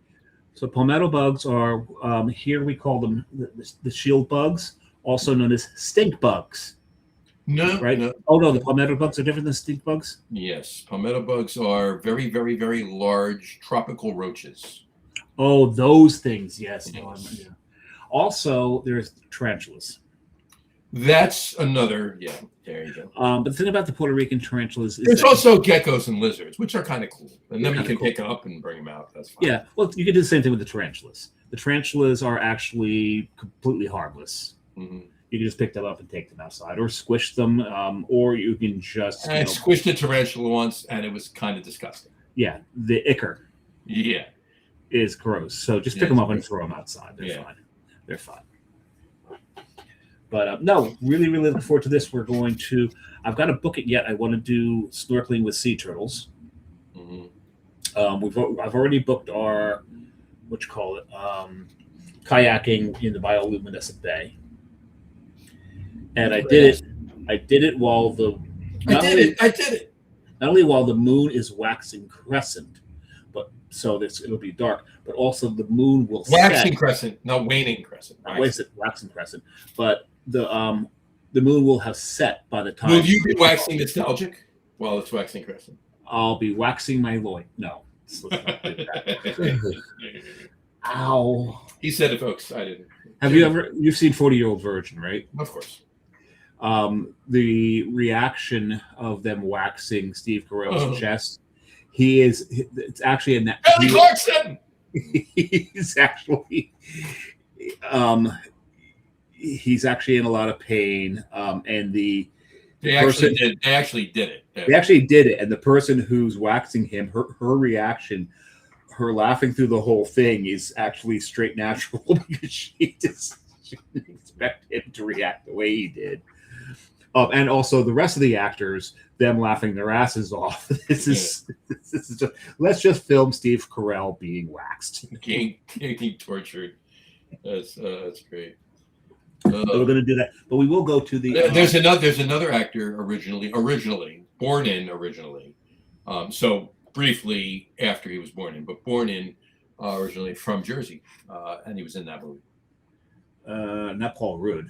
Paul Rudd. Yeah. He was born in Passaic. Paul Rudd was born in Passaic. Was he? And he very quickly left. He got out of town quite early. Yeah. I think he was about 7 months old. Yeah. No, I don't know how old he was. And there was two other people that we've talked about on the show before were also born in Passaic as well. You mean today? No, just in general on the show. Oh. One of them was an actress on MASH. Well, there's really only Loretta Swit. There you go. I kind of led you there. And then Nurse Kelly. Yeah. No, it was Loretta Swit was born in Passaic. But Nurse Kelly was born in Hawaii. Right. And the other one was in a band, the first iteration of which included Chevy Chase on drums. Oh, Mick Jagger. Yeah, absolutely. Because he was born in Passaic. Chevy Chase played for the Stones. Yeah. Chevy Chase played for the Leather Canary up in Bard College. And he left the band, and the other two members of the Leather Canary changed the name of the band to Steely Dan. Which is named after a dildo. Now that's a fire truck. That's a fire truck. not the Steely Dan dildo. That's the siren he's listening to. And what was the name of the author of the book? It wasn't Aldous Huxley. No. It was I can't remember. William Burroughs. And what was the name of the book? Not Naked Lunch. It was Naked Lunch. It was Naked Lunch. Okay. Yeah. That's another fire truck. Yeah, and it was Donald Fagen. Donald Fagen was also born in Passaic. He grew up. He born in Passaic. Grew up in Fairlawn for 9 or 10 years, and then moved to South Brunswick. What's the one section of South Brunswick? Starts with a K. But yeah, I know there were sections of South Brunswick. Yeah, it starts with a K. I'll think of it. But anyway, so Donald Fagen is from I graduated high school in New Jersey. Donald Fagen, I'm not sure about Loretta Swit. Paul Rudd got out super early, but Donald Fagen graduated high school in New Jersey and went to Bard College. Met whatchamacallit? I was going to say William Burroughs. He did not meet William Burroughs. No, Walter Becker. He met Walter Becker and Chevy Chase. Whose name was not Chevy Chase at the time. No, I don't think it was at the time. He had not assumed that name just yet. Mm-hmm. What was he was born? Charles. What was I don't. You want his Wikipedia? Sure. No, it was Cornelius. It was Cornelius Chase. Yeah, Cornelius Chase. That's right. Cornelius Chase. Yeah. Yes. Cornelius, most well known for Planet of the Apes. Yeah, and also the Fifth Element and Fifth Rudolph the Red-Nosed Reindeer. And Fifth Element, Cornelius. Mm-hmm. Well, Yukon, Cornelius. Oh, then there's you. Nothing. Is there a big fire around you that I'm not aware of? Because that's a lot of. I know you're right by the firehouse, so that it's just 3 fire trucks leaving the firehouse. No, it's probably the guys are all there. They're probably just finished barbecuing outside door 2. Mm-hmm. And are you looking at the firehouse right now? And then, no, it's over that way. I can't see it. And it's all the way at 43rd. It's 43rd and Kennedy, actually. And actually, there's one around the corner from us here, right on Park. And Carrie's cousin's boyfriend is the captain of that house. Actually, Carrie's cousin's boyfriend. Sal. He's the captain of that house. He's a good guy. If you're watching, Sal, which you're not, hey. No, it's probably just a false alarm somewhere, and they're just probably hanging out and bored. They're probably watching the World Cup. Got done, and it's like, okay, we're between games right now. Right. And who's winning right now? Norway won 4-1. And in 24 minutes, Argentina takes on Algeria. Mm-hmm. So Messi takes the field. Messi takes the field. That's Messi. It could be Messi. Lionel Messi. So we shall see. So I hear there's a town near you that's only 4 blocks wide. Gutenberg? That would be correct. Steve. Yes. No, it's not named after Steve. Steve might be named after it. Yeah, it's just up that way a little bit. We could walk to it. Drive through it a lot when we're going down to River Road to go up the Palisades. Before and being in the fire department, I knew this. Most of the towns in Hudson County are paid fire departments. Right? Yes, it's true. To this day, there's only 2 towns. Right now, there's only 2 towns in all of Hudson County that are volunteer, and that's East Newark. East Newark, right? Newark. It's 1 syllable. East Newark, not Newark. Newark. And Secaucus. Yes, Secaucus is volunteer. We buy a couple of years. We bought our tree from the Secaucus Volunteer Fire Department. Secaucus is volunteer. Right as on Patterson Plank. Patterson Plank. Patterson Plank going up the north end, Patterson Plank Road. That's Company 2, I believe. Yeah. That's right by Carrie's aunt. Yeah. There's 5 companies in Secaucus. I know them. They actually work more mutual aid districts with Bergen County than they do in Hudson County because they're volunteer. Because they're right there. But Gutenberg used to be the only volunteer town in that area of Hudson County as well, and then they were assumed by when they conglomerated and whatever they call that. I don't know. They just like there was a North Bergen Fire Department, there was a Union City Fire Department, there was a Weehawken Fire Department, there was a West New York Fire Department, but now they're all North. Now they're all North Hudson. Yeah, and not for nothing, it's a good fire department. They know they do a good job. Our neighbor Justine down the hall, what she does every year for Christmas, she brings them. She brings. I feel what she brings. She likes to bring them stuff for Christmas, just because they actually really do a good job.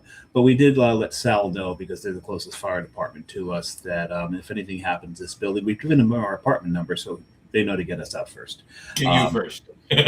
Well, actually, they should get Justine first, because she's missing a leg, so you got to get her out first. Get her first, yeah. Get her first. But we're second. Get her first, then you, then the bourbon. Yeah. There you go. Oh no, I'll have the bourbon. I'll have the bar will be strapped to my back. There you go. There you go. I may have to sacrifice the ice machine. Yeah, you can get another one down. The bourbon's gonna be a little difficult. More difficult. Yeah. Brian also said, next beer, one I have ordered a few times, Cellarmaker Brewing Company, coffee and cigarettes porter, 7.7% coffee porter. That is a delicious porter. That one is I've had that a couple of times. It's very Brian, did you get your beer out of the freezer? Was this one in the freezer? Please get your beer out of the freezer. Yeah, please let us know if that was the one in the freezer and you got it out, or did we just remind you that you had put one in there? But he said it's a special beer. That was a special beer. Usually he only has one beer that's not his, and then 18 of his. That's probably what it was. So it's probably that one. So that's fine. All right. Well, Yeah, this was good. I enjoyed our dialogue tonight. I did. I always enjoy our time together. Always. So glad we've had this time together. Hold on. Yeah. Hold on. Let me pull my headphones in. Just to have a laugh or drink a beer. I got say. He said that was the freezer beer. For folks not of our generation, if you've never watched Carol Burnett show, you've got to watch reruns. Tim Conway constantly cracking up every member of the He never smiles or laughs. He never breaks character. He never cracks up. Harvey Korman can't stop laughing. It was never will Harvey laugh. It'll be how long can he last before he loses. Before he does, right. And we're now back to don't get saucy with me, Bernays. Don't get saucy with me, Bernays. Because he was. No, he wasn't Bernays. No, he was Count the Money. He was Count the Money. Demonet. And he was Headley Lamar. Not Hedy Lamar. Headley Lamar.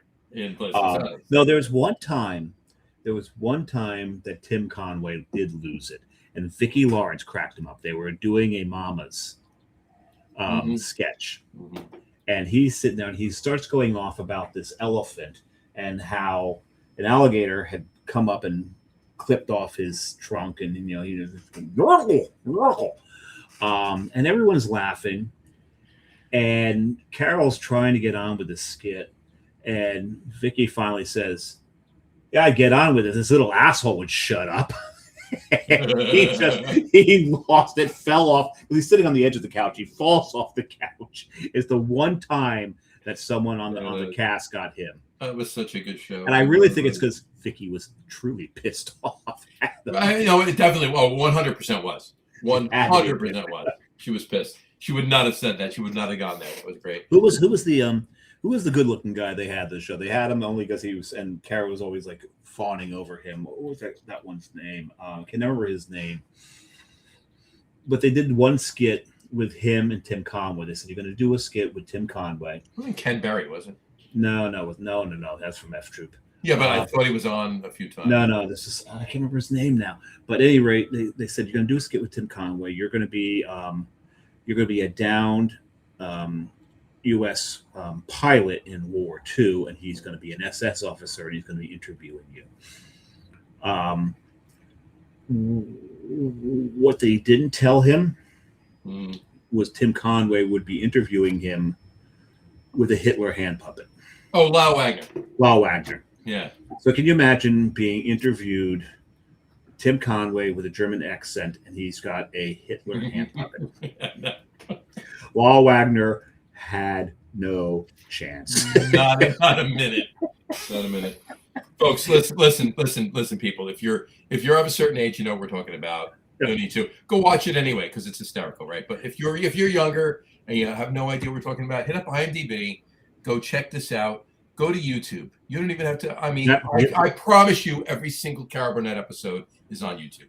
Go look, go watch it, give yourself a laugh. It's the Gone with the look up the Gone with the Wind episode. Gone with the Wind episode. I promise you that a lot of these shows were filmed before your parents were born. Possibly. Okay? All right, they were. All right, because I don't know about you, but my kids are two of my kids are. One of my kids in their 30s, the other one's almost in their 30s, and the other one's getting there. Right, so if anybody that's these shows are early 70s. These shows, late 60s, late 60s to early 80s. That's when the Carol Burnett show was happening. But whatchamacallit? So, but it doesn't matter. Comedy is comedy. It's hysterical. Is it risque? Is it innuendo? Is it just flat out vulgar but funny, which I get on board with, and that's fine, right? It's not. It's not. It's just pure hysterical. Some of it's slapstick. Go watch it. I promise you will laugh at something. Go watch it. You will. It is the best skit comedy show that was ever on. Apologies to SNL, but you guys had nothing against these guys. Well, those shows back then, but it was Laughing. Laughing was hysterical. Well, I don't know if you caught it, but I actually referenced Laughing a little earlier. What'd you say? I missed it. Did I miss it? Very, very interesting. Very interesting. Very interesting. But Stupid. But stupid. Right. That was laughing. That was sock it to me. The best was when they got Nixon to say, "Sock it to me." Sock it to me, yeah. Artie Johnson, very interesting. But stupid. And There then you one ringy dingy. go. Two ringy. That was Goldie Hawn's first foray into. That wasn't Goldie Hawn though. No, it wasn't. But the show That was Goldie the Hawn. whole shrinking woman. That was Lily Tomlin. Lily Tomlin. And Ruth Buzzy was in that show. Ruth Buzzy was on the show. Rowan and Martin. Rowan Martin's laughing. Mm-hmm. That was some great stuff. Yeah, and even if you went on the countryside, Hee-Haw was Hee-Haw had its moments too. But the thing about Hee-Haw, it had one of the greatest guitarists in the history. Roy Clark is guitar. fucking amazing. Roy Clark is. And yeah, we'll bring up the fact that it was, if you want to see it, just you got to look up one of the later episodes of the Odd Couple. But I mean, Roy Clark was on one episode of Odd Couple, so just look up Roy Clark Odd Couple and watch the end of the episode. Watch what he plays. But you'll also see his sense of humor in Hee-Haw. Oh yeah. At Mini Pearl. Oh, yeah. I saw Mini Pearl. I tell you that. I actually saw Mini Pearl. Yeah. I literally was in the first couple rows at the original Grand Ole Opry back in the early 80s, like probably 81, I think. 81, okay. 82 in Nashville. And Ryman Auditorium? Yeah, the original one. And Mini Pearl was there, tag on her hat, the whole 9 yards. So yeah. Nice. Yeah, I'm sorry. All you gangsters who are wearing your caps with still the tags on it and all the stickers on it. Mini Pearl had to be a long time ago. She left the tag on her hat. Hold on. There's a tag right there. Have you ever seen the Key and Peele skit? Oh yeah. If you're not anybody who's not seen the Key and Peele skit about the hats and the tags and all that, they're making fun of it. At one point, I think it's Peele comes out. He's got the hat on, but on his shoulders is the sales counter and the sales guy who shows him the hat. That's great. Oh, if you haven't seen that skit, it's amazing. They are funny. Oh, that sound means it's time for our top threes. Time for our top threes. Yes. Thank you very much. It is time for our top threes. What are our top threes tonight, Mr. Samurai?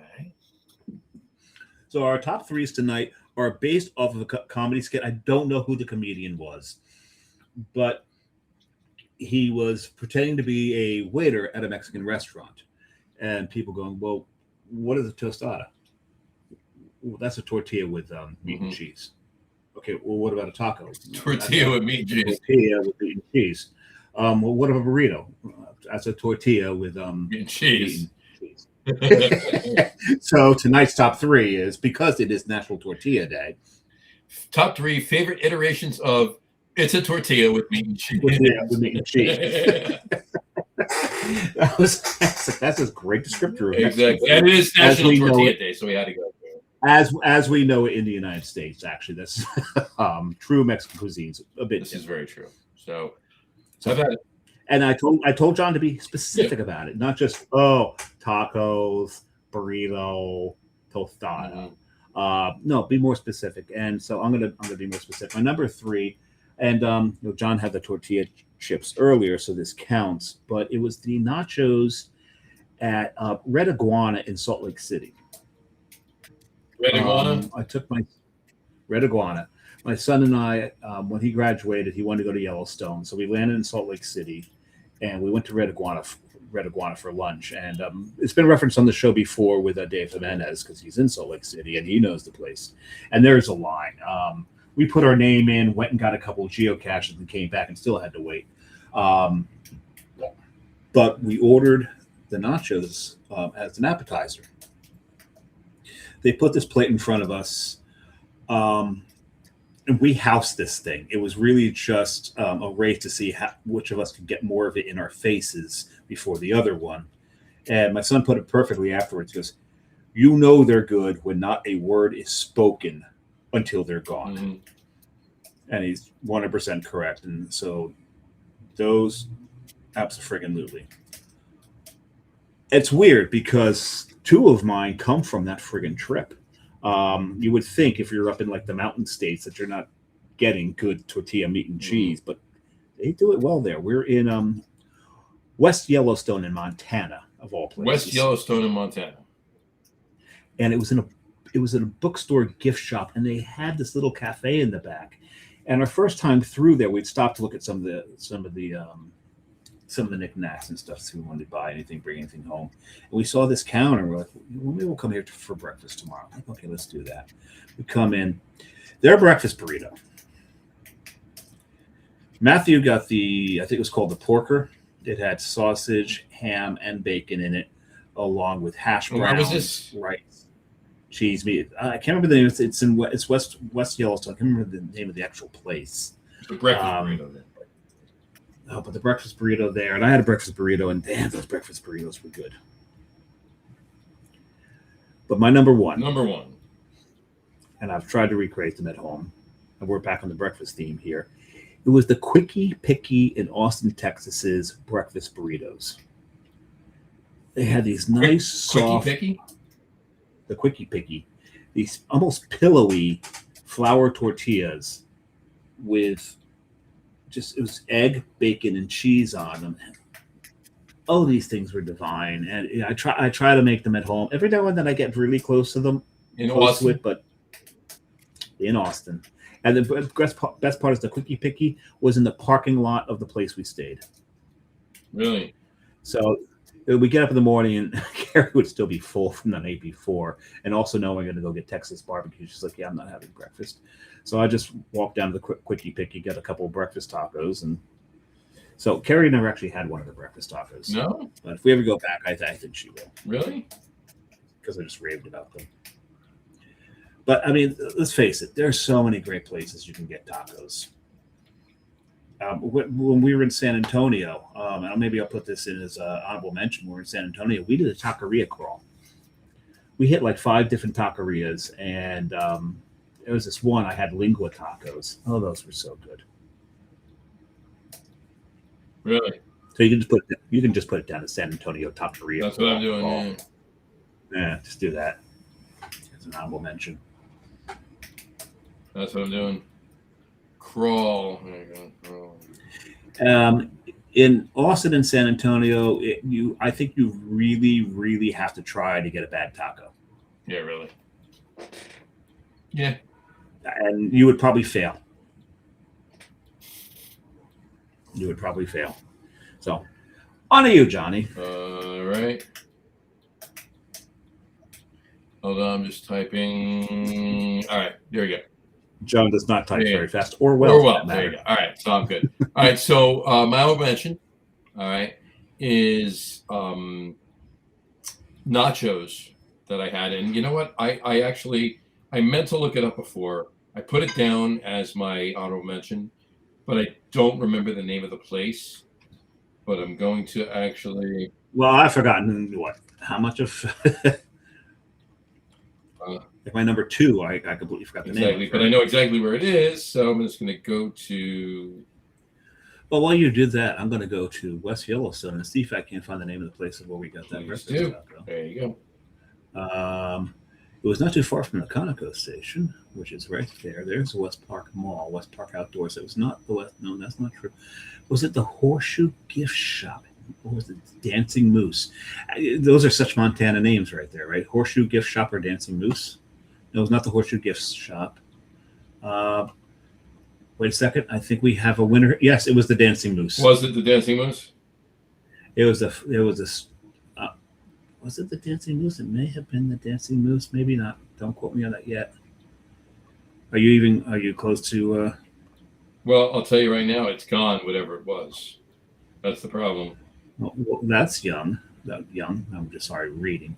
That's unfortunate. It is. I can't even find it, but I will tell you I can't even remember the damn name of the brewery. No,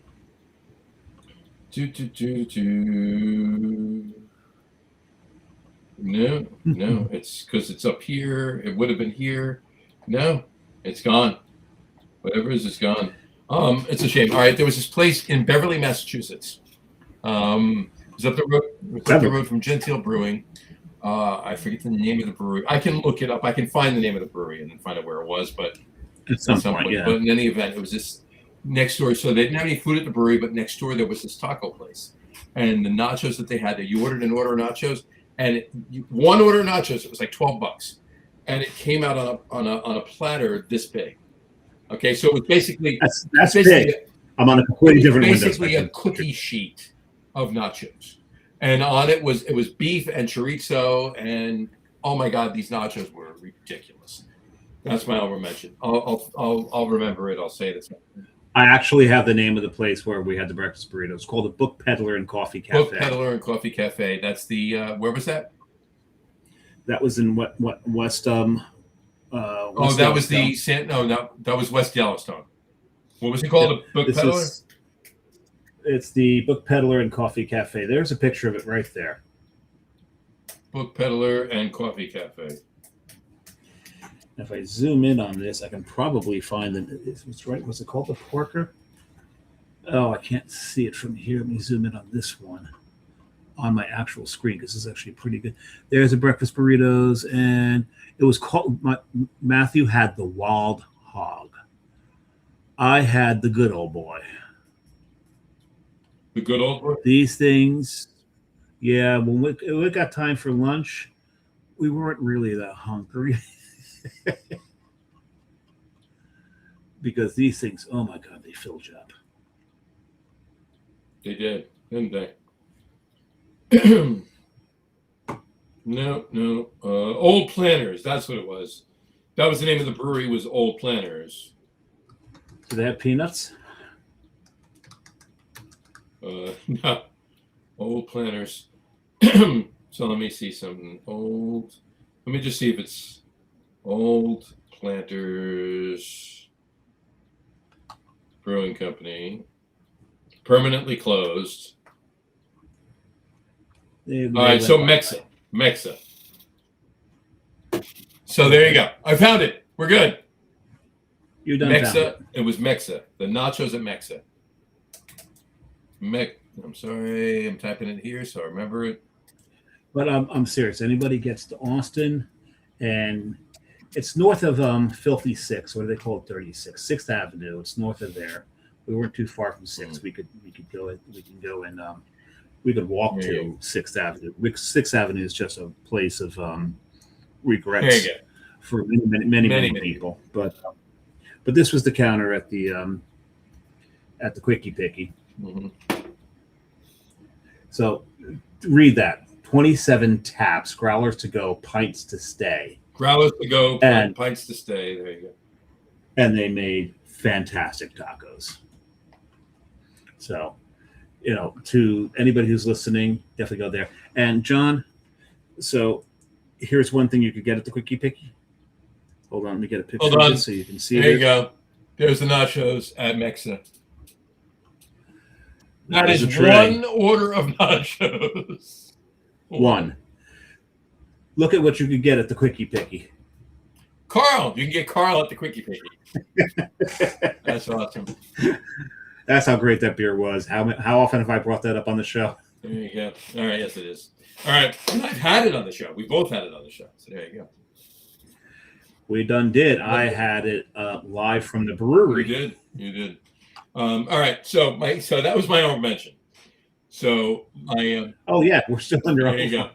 So my number three are all local, and if you know Belmar, New Jersey at all, you know that there's really, really, really good Mexican. There's about 15 Mexican restaurants. Really, really good. So, John, real quick, there is the breakfast taco.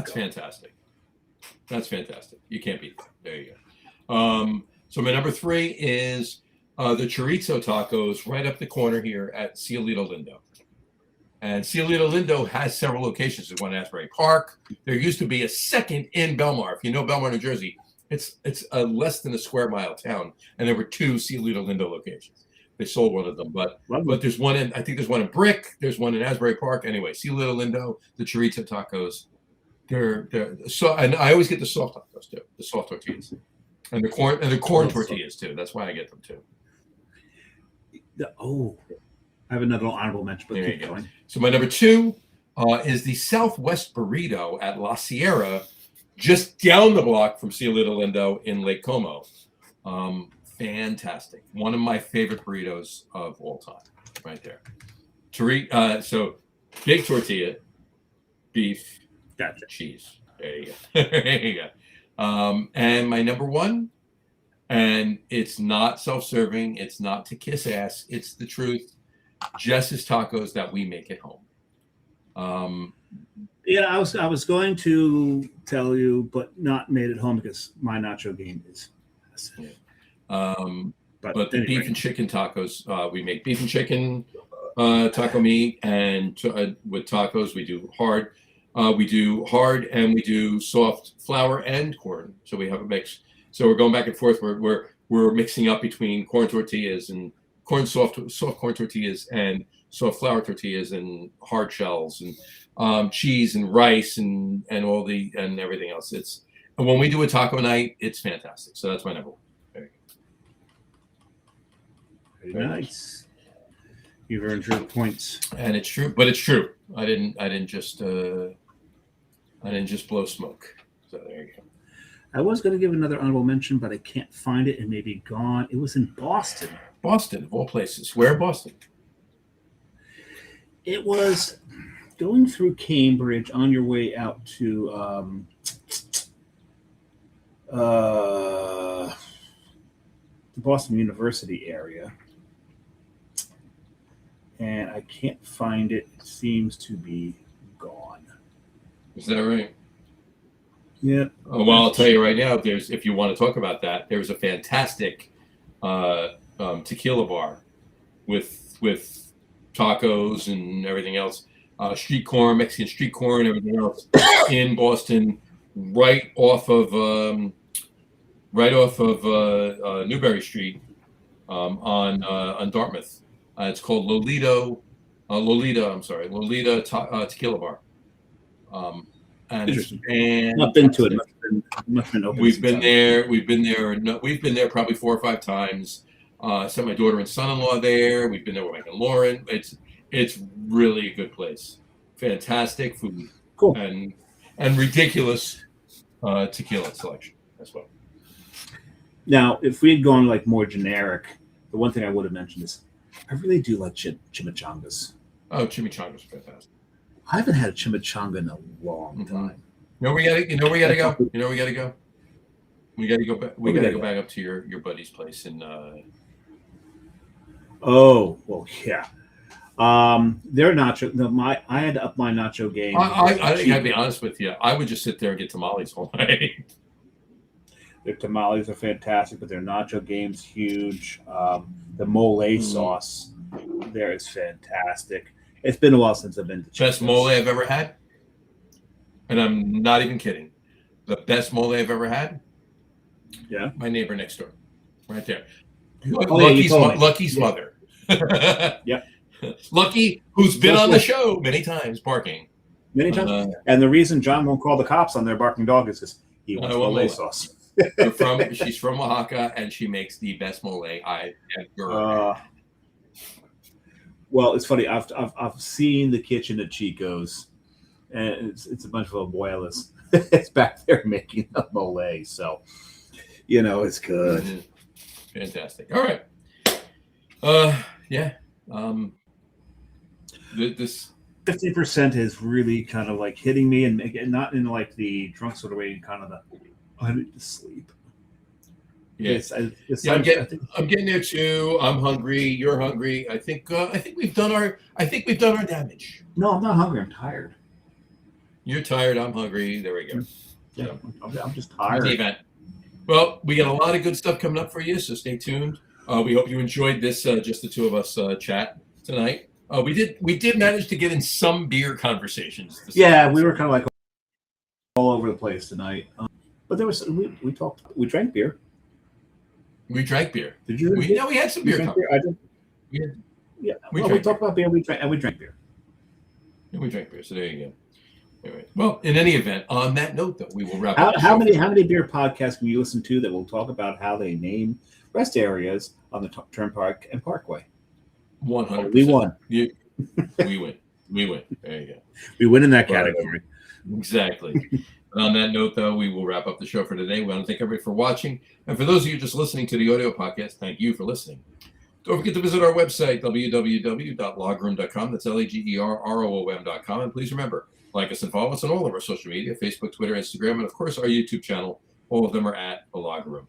Remember, we go live with video podcasts on Facebook, YouTube, X, and Twitch every Tuesday night around 6:30 p.m., 6:45, somewhere in there, Eastern Time. And for those of you who just want to listen to the audio podcast, you can do so on our audio host, Spreaker, as well as iHeartRadio, Apple Podcasts, Spotify, Odyssey, Audible, Pandora, Amazon Music, iTunes Music, YouTube Music, TuneIn, Podcast Data, Castbox, Deezer, Podchaser, listeners, pretty much anywhere you can find an audio podcast, you will find the Log Room Guys Craft Beer Podcast. And if you haven't done so already, please subscribe to one or more of those feeds and you will never miss a show. Again, thanks for following along with us. Have a great rest of your week. Have a wonderful weekend. We'll be back starting next week with a number of wonderful shows. You're going to want to pay attention to every single one of them. And we like Me? No, you out there in audio podcast land. Like at Norton, you out there in television land. No. Oh, I thought you were talking to me because I'm kind of not paying attention to you right now. But you know what? Pay attention. Because I'm like this Argentina and Algeria playing. They're 4 minutes in 0-0. 0-0. Wait, what's the score of Game 6 of the NBA Finals? Oh wait, the Knicks won on Saturday. There is none. There you go. I told you that in my office there's a bunch of Italians from Italy actually. A bunch of Italians from Italy? No, that doesn't happen. Yeah, rather than from North Jersey, or Argentina. There's Italians in Argentina. Oh, there's a lot in Argentina, yeah. And so this one guy was trying to figure out how to watch the games and all that. He goes, I guess I'm gonna have to get Peacock with him. I'm like, or this or that, or this streaming service, that streaming service. Like, no, don't do that. Just get an antenna. Like you live in New York City. New York City is just one big broadcast antenna. Just get the antenna, put it in your window. It'll cost you $20. You'll get it. You'll get it live. You won't have any delay, so you'll know what's happening. And so this is Giorgio and Lorenzo, and I'm like, and this way, you can invite Lorenzo over, and the two you can sit there and you can watch Italy play. Oh, no, I guess you can't, can you? And of course, they both called me asshole in Italian. I guess I deserve that. Mm-hmm. But I apologize to the Italian fans out there, but I was making fun of the guys. You know how that goes. So anyway. So let's say vaffanculo. You had to look it up, didn't you? No, I was just looking at the rest of the thing. I know what vaffanculo means. Trust me. Trust me. And if there's anything that I know in Italian, it's with vaffanculo. And completely in very good English, Lorenzo looked at me and went, fuck you. Or vaffanculo. He just went, in very good English. He's got that one down. All right. Anyway, all right. Like I said, have a great rest of your week. Have a wonderful weekend. We got a lot of good shows starting next week. Tune in. We love it. We love all the comments too. All of you, keep it coming. Brian, Justin, Doug. So happy you got that beer out of the freezer. And Summer Maker is fantastic. That coffee and cigarettes porter is fantastic. Yes, I've had that 2 or 3 times. I've had that beer. It's fantastic. So enjoy, and we will today. Exactly. And we'll talk to you next week, folks. Take care. Cheers. We will. And Thursday. And there you go. Tune in Thursday. Anna Chaser Show Thursday night.